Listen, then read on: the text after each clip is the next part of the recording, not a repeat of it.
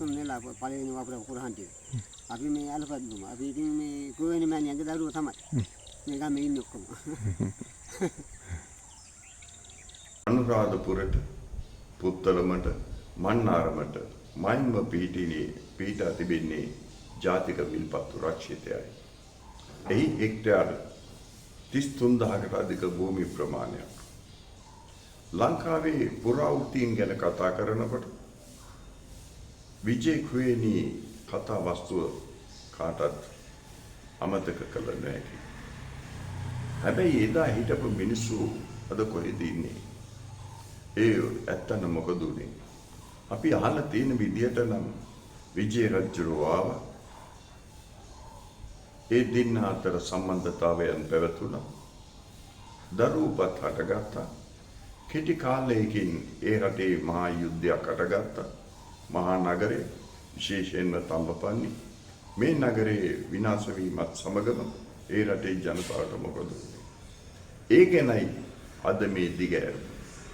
විශේෂයෙන්ම තම්බපන්නි කියන ප්‍රදේශයේ පීඨා තිබෙන්නේ ජාතික විල්පත්තු රක්ෂිතය. විශේෂයෙන්ම නොච්චාගම කියන නගරයේ සිට කිලෝමීටර් 44ක් ගියතනේදී කොක්මොටේ කියන ප්‍රදේශයේ පීඨා තිබෙනවා. ඒ කොක්මොටේට ආබදව තමයි තම්බපන්නි පීඨල තිබෙන්නේ. තඹ වැල්ලකින් සමන්විතයි. කුවේණී පැලස් නමින් හඳුන්වලා තියෙන ගල්කණු තුනක් මත එතන හඳුන්වා දීමක් කරලා තියෙනවා කුවේණීගේ රජදාන කියලා. සමහර විට පුරාවිද්‍යාඥයන් කියනවා ඒ විහාරස්ථානය පියකී කියලා. ඒ කෙසේ වෙතත් කුවේණී විජය ඒ කතාව එතනින් ආරම්භයක් අපිට ගත යුතු තිබෙනවා. එදා හිටපු මේ කුවේණීගේ පරම්පරාවේ නැගණියක් වන පිණි ඇතුළු විශාල පිරිසක් මේ අනුරාධපුරයට ගමන් ගත්තා. සක්මන් කළා. සංක්‍රමණය වුණා. ඒ සංක්‍රමණය වීමත් එක්කම පුංචි පුංචි ගම්මානවලට ආවා.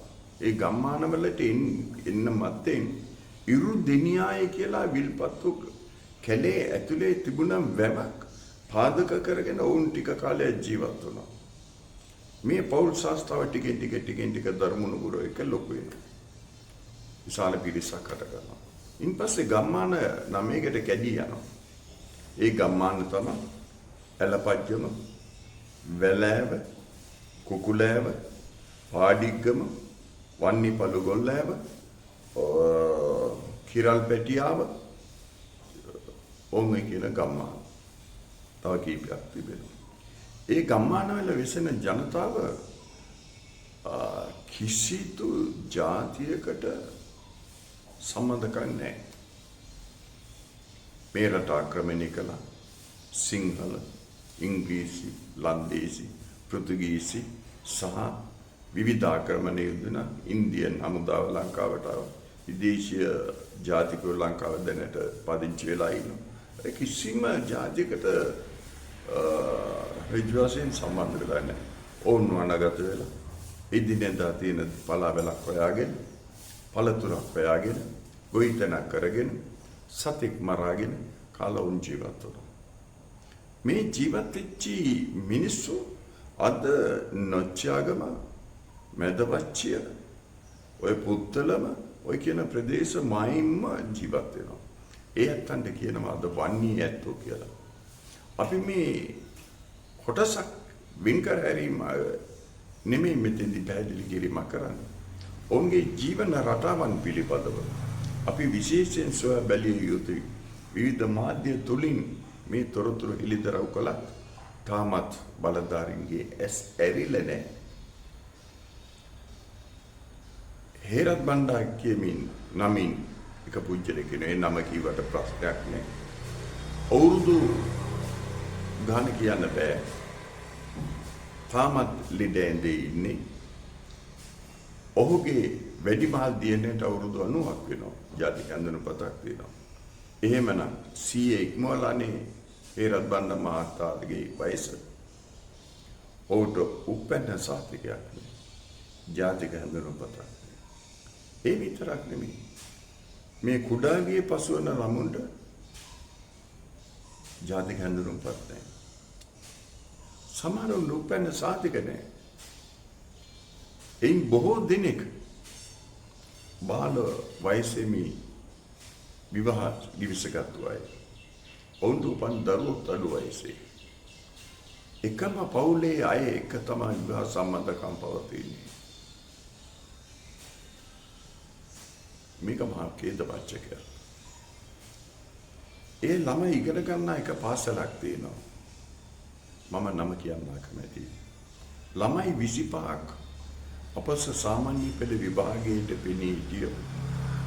ඉන් ළමයි දෙන්නේ කෝ 3 දෙනෙක් විභාගයේ සමත් වෙනවා. බොහෝම අමාරුයි.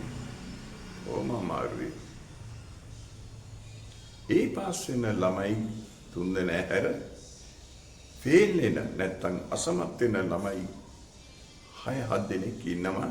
සියලුම විෂයන් අසමත් වෙනවා. ඒ සියලුම විෂයන් අසමත් වෙන ළමුන්ගෙන් ළමයි දෙන්නෙකුට 3 දෙනෙකුට තමුන්ගේ නම ලියා ගන්න බැහැ. මොකද්ද නිදහස් අධ්‍යාපනයේ? මේක ඛේදවාචකයක් නෙමෙයිද? මේ ගැන හොයලා බලන්න රජයේ විසින් නිර්මාණය කරන ලද රාජ්‍ය ආයතන හා ස්වේච්ඡා සංවිධාන කොපමණ ඇද්ද? ඇයි ඔවුන්ගේ ඇස් ඇරෙන්නේ නැත්තේ? අපි මේ ගැන තොරතුරක් ඔබ හමුවේ තබන්නේ මේ ජන කොට්ටාසය පිළිබඳව යම් තොරතුරක් ඔබට දැනගන්න අවශ්‍ය නම් මේ තිරේ දිස්වෙන දුරකථන අංකයට කතා කරන්න. එය අදාළ ස්ථානයට ඔබ රැගෙන ගිය හැකි. ඒ ගියේ පසු ඔබට ඒ සක්සුදක්ෂි පැහැදිලි කරන්න. මේ සමගම මට එක දෙයක් අමතක වුණා කියන්න. විශේෂයෙන්ම ඇලපත්ගම කියන ගම්මානේ සංවර්ධනය කළ දැනට මා අවුරුදු කිහිපයකට පෙර මහදුළුවාවේ සෝභිත ගෞරවනීය ස්වාමීන් වහන්සේ ගෙවල් 76 විහාරස්ථානය වැව ගමට යන පාර. ඒ ගම හැරුණු විට අනෙක් ගම්වලට කිසිදු පිටක් වෙලා නැහැ. තාම තියෙනවා. හඳුනුම්පත් නැහැ. අධ්‍යාපනයක් නැහැ. එයි මේ සමාජයේ අපි ඔක්කොම එකයි. අපිට පාට ભેදයක් නැහැ. අපිට පක්ෂ ભેදයක් නැහැ. අපිට ආගම් ભેදයක් නැහැ. අපිට ಜಾති ભેදයක් නැහැ. හැබැයි කියලා කියනවා. හැබැයි රටේ විවිධ තැන් වල ඇවිදලා යන විට ඔබට දැනගන්න හම්බ වෙනවා මෙවැනි ජන කොටස් තියෙනවා.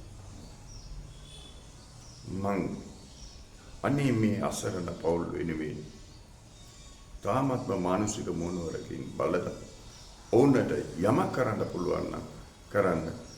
මේ කීවට වඩා නොකිය යුතු බොහෝ දේවල් ඔබට අහගන්න දැනගන්න ඒ ගම්වලට ගියාට පස්සේ දැනගන්න පුළුවන්. පරම්පරාව. කම්මන්නෑවේ කියන ගමේ ඉඳලා තමයි අපි දැන් මේ ගෙවල් හදාගෙන මේ ගමට ආවේ. සෝභිත ස්වාමීන් වහන්සේට බුදුන් දකින්න ගම්මානේ ඉදි කෙරුවා. එයා අපවත් වුණා. එතින් ගම් වැඩේ අතරමං වුණා.